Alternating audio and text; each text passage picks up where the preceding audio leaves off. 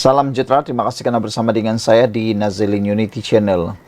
Seleweng duit zakat RM 9.62 juta, pasangan suami isteri bebas dengan jaminan. Wow, ini bukan satu laporan yang biasa-biasa, ini laporan yang luar biasa. Bayangkan pasangan suami isteri menyeleweng duit zakat berjumlah 9.6 juta ringgit. Ini bukan sedikit, ini satu jumlah yang banyak.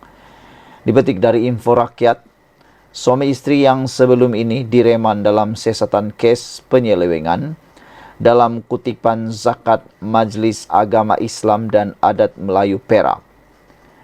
Sebanyak RM 9.62 juta ringgit telah dibebaskan dengan jaminan mahkamah hari ini. Magistrat Farah Nabiha Muhammad dan telah membenarkan permohonan polis untuk membebaskan lelaki berusia 50 tahun itu. Saudara-saudara sekalian, lebih menggemparkan kita lagi ialah wanita berusia 53 tahun tersebut telah dibebaskan dengan jaminan bond sebanyak RM50,000 bagi setiap individu mengikut Seksyen 118 Kanun Tata Cara Jenayah. Menurut laporan Sinar Harian, pasangan tersebut tiba di Mahkamah Magistrat Ipoh pada jam 9.30 pagi bersamaan dengan pendampingan polis dan telah dibebaskan dalam masa 20 minit. Pasangan tersebut telah direman selama 10 hari bermula dari 6 Januari lalu untuk membantu siasatan mengikut Seksyen 406 Kanun Keseksaan yang melibatkan pecah amanah. Penangkapan mereka dilakukan oleh pasukan dari Jabatan Siasatan Jenayah Komersial JSJK Bukit Aman dan IPK Perak di Kuala Lumpur selepas MAPK membuat laporan. Siasatan awal mendapati suspek terlibat dalam transaksi kutipan secara dalam talian dan didakwa gagal mendepositkan zakat sejak Mac hingga September tahun lalu. Wah, ini boleh tahan jugalah kan, berani juga, perbuatan yang sangat berani. Seleweng duit zakat RM 9.62 juta, pasangan suami isteri bebas dengan jaminan. Dipetik dari Info Rakyat. Saudara-saudara sekalian, suami isteri yang sebelum ini direman dalam siasatan kes penyelewengan dalam kutipan zakat Majlis Agama Islam dan Adat Melayu Perak sebanyak 9.62 juta ringgit telah dibebaskan dengan jaminan mahkamah hari ini. Mereka yang berusia 50 tahun dan 53 tahun itu telah diberikan dengan jaminan bond sebanyak RM50,000 bagi setiap individu mengikut Seksyen 118 Kanun Tata Cara Jenayah. Sekian dulu untuk kali ini, ikuti terus ulasan selepas ini. Salam sejahtera, terima kasih kerana bersama dengan saya di Nazilin Unity Channel. Benarkah PAS memboikot PRK KKB? Ini jawapannya. PAS menafikan kononnya memboikot PRK, jentera solid di KKB. Pemuda PAS Selangor menafikan dakwaan sesetengah pihak di bahawa parti itu tidak terlibat dalam pilihan raya kecil PRK Kuala Kubu Bahru.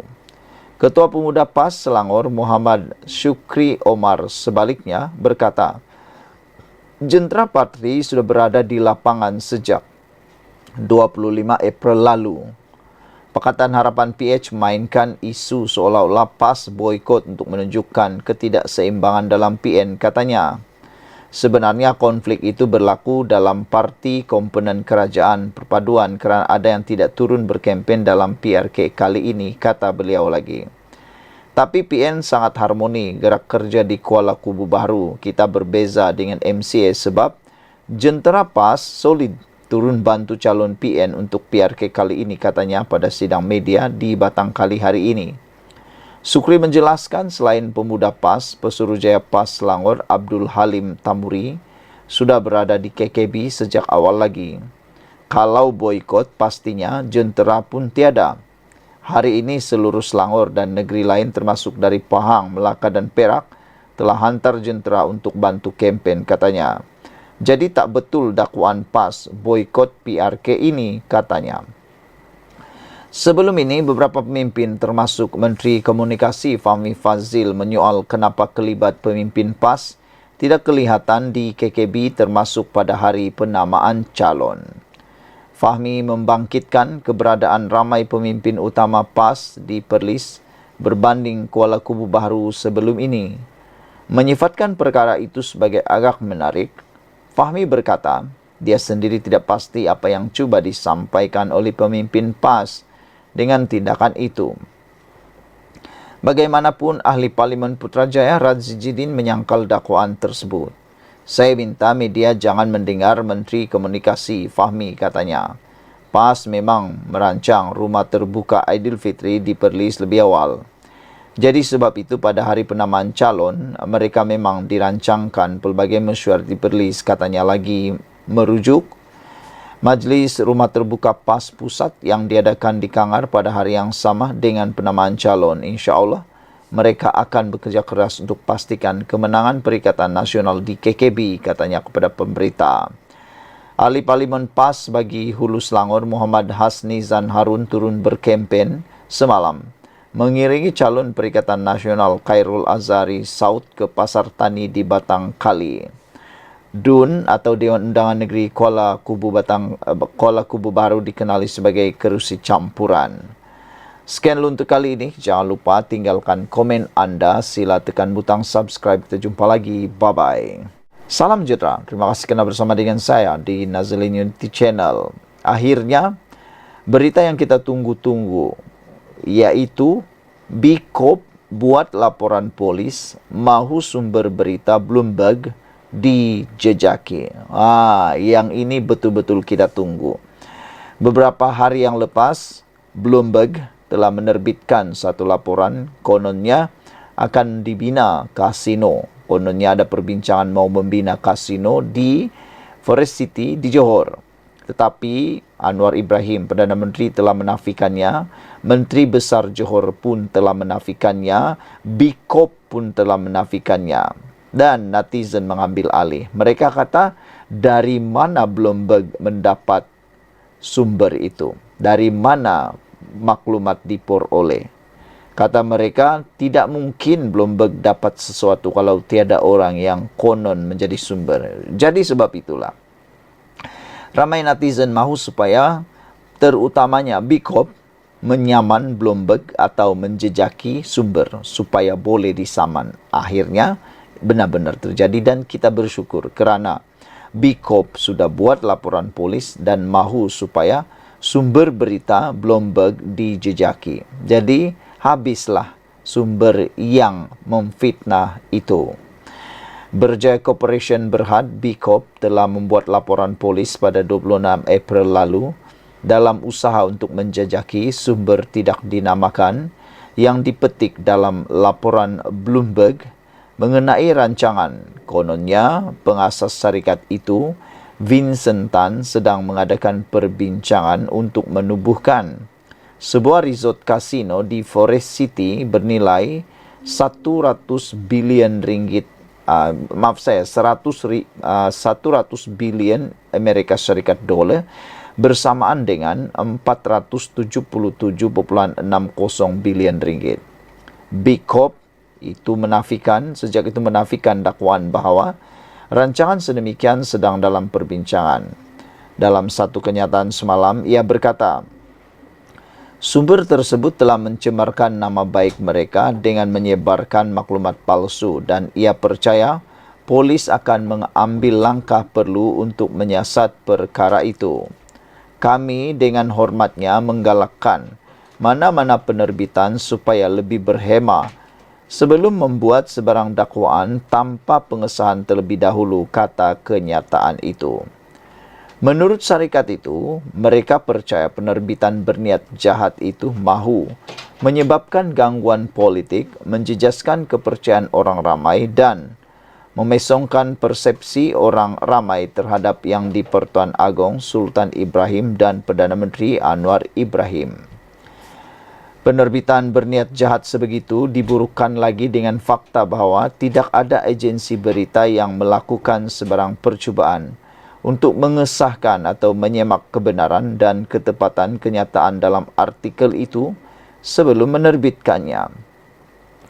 Ini terutamanya kenyataan itu dikaitkan dengan sumber yang tidak dinamakan, kata Bikop.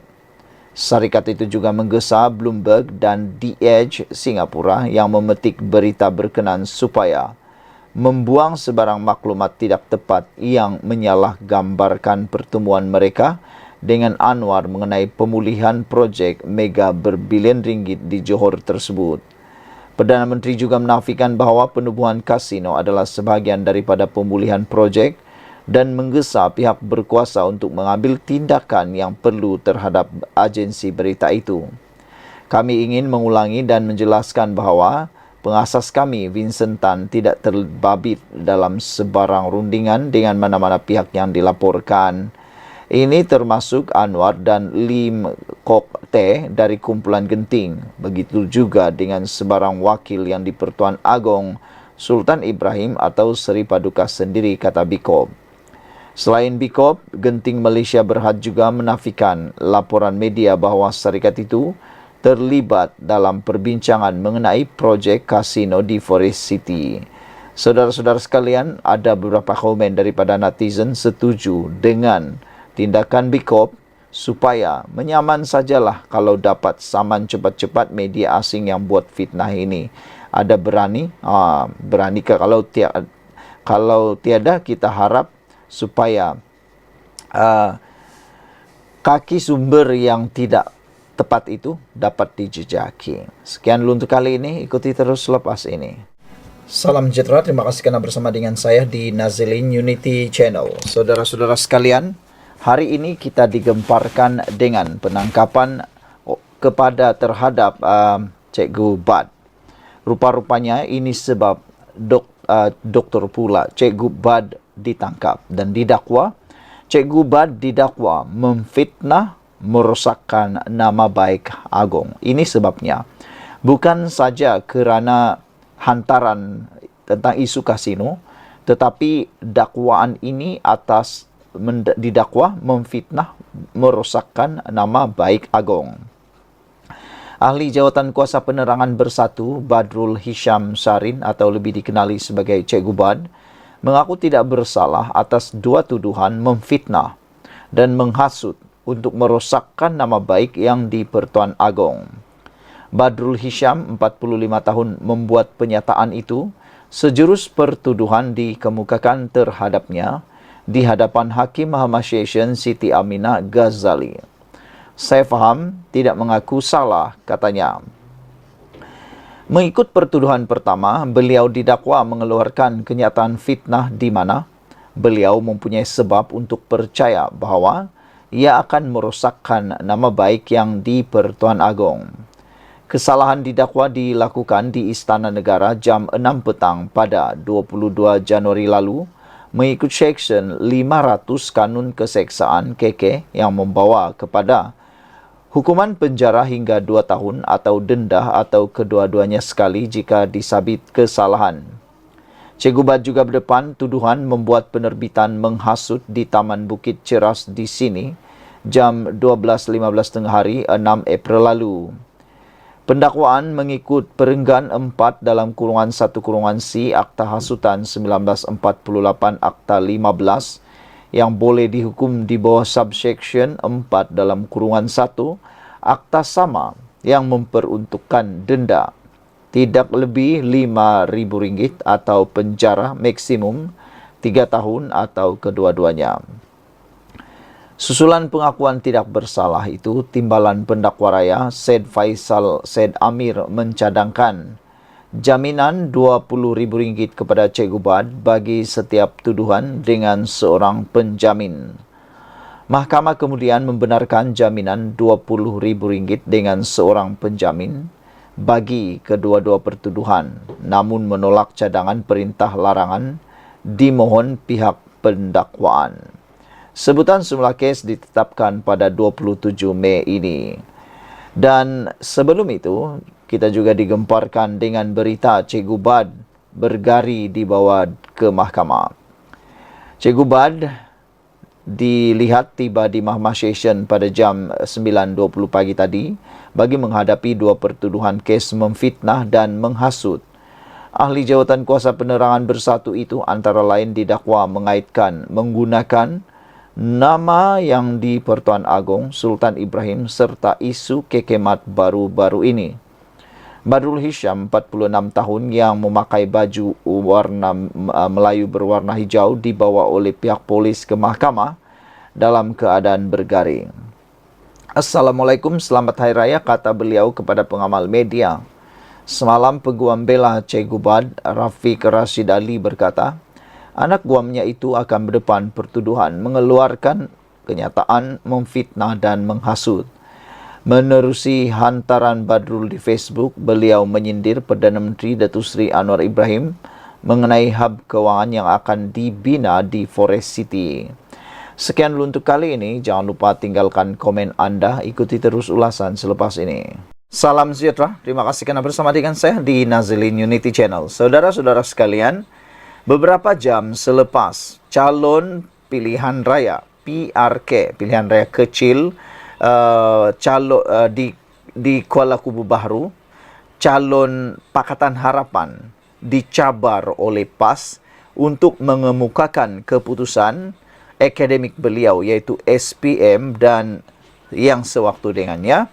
Tanpa menunggu masa, calon PH ini tayang keputusan akademiknya yang membuat ramai orang terngangah, tak mampu berkata apa-apa, bahkan menimbulkan kemaluan sendiri. Cuba nak malukan orang, akhirnya dapat malu sendiri. Lihatlah, cuba nak malukan calon Pakatan Harapan, sendiri yang dapat malu. Sebelum itu, juga tular di media sosial sekarang ini ialah kalimat seorang penyokong Perikatan Nasional yang menarik perhatian di media sosial.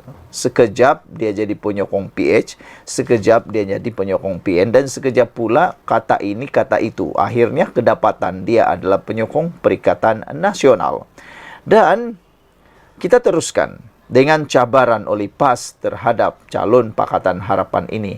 Siapa sangka apa yang dibuat oleh PAS itu telah pun menjerat diri mereka sendiri. Diingatkan mereka dapat memerangkap calon PH ini ataupun boleh menjatuhkan maruah calon PH ini dengan meminta calon PH ini mendedahkan keputusan peperiksaan beliau.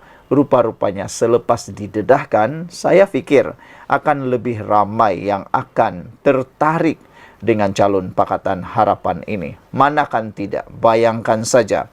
Keputusan SPM calon Pakatan Harapan untuk PRK di Kuala Kubu Baharu. SPM-nya straight A 10A.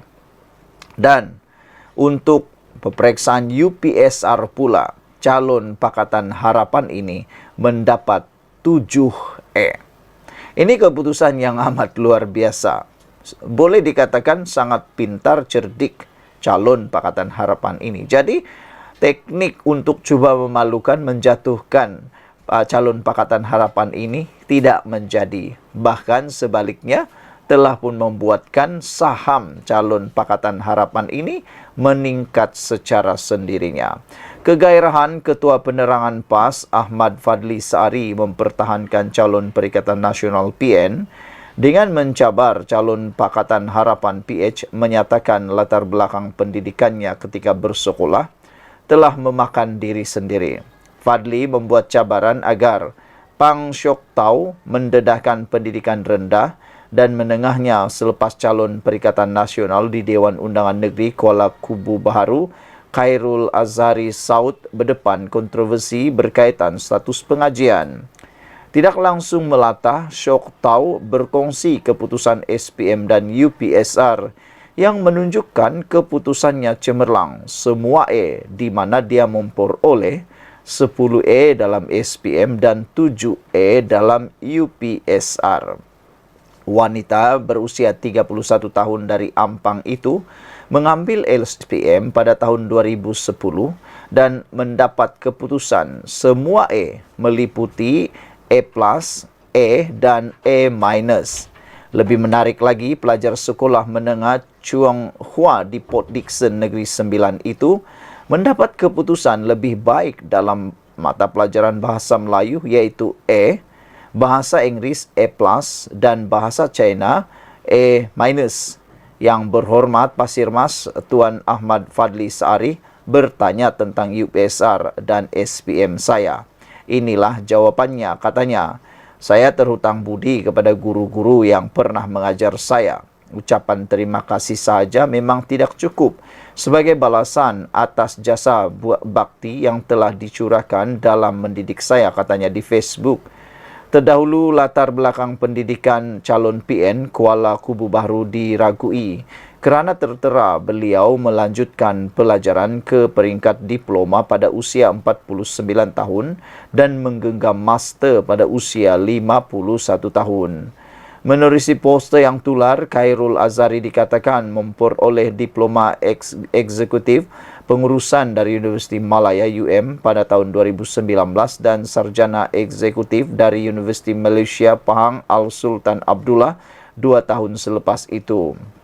Orang ramai mempertikaikan bagaimana dia melompat terus ke peringkat sarjana tanpa mengambil ijazah sarjana muda dulu.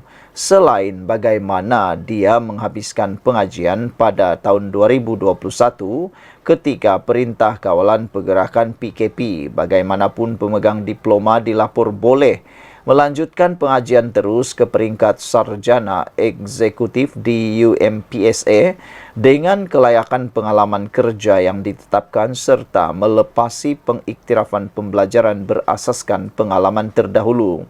Isu pendidikan calon Perikatan Nasional telah selesai. Pihak Universiti UMP telah keluarkan kenyataan berhubung kelulusan master eksekutif pengurusan perniagaan yang dimiliki beliau, bahkan transkrip sijil juga telah disebarkan. Sekarang saya mencabar calon PH pula untuk nyatakan pendidikan rendah dan menengahnya. Silakan. Di manakah peperiksaan UPSR dan SPM diambil tentu menarik untuk diketahui, kata Ahmad Fadil. Dewan Undangan Negeri Kuala Kubu Baharu menyaksikan pertembungan 4 penjuru antara Sok Tep, Khairul Hafiza Zainuddin dan Nyo Kizen bebas.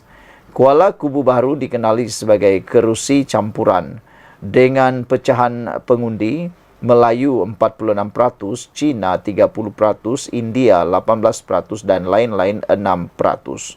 Saudara-saudara sekalian, yang agak memalukan ialah tindakan kegairahan Ketua Penerangan PAS Ahmad Fadli Saari mempertahankan calon Perikatan Nasional dengan mencabar calon Pakatan Harapan, menyatakan latar belakang pendidikannya ketika bersekolah ternyata telah memakan diri sendiri.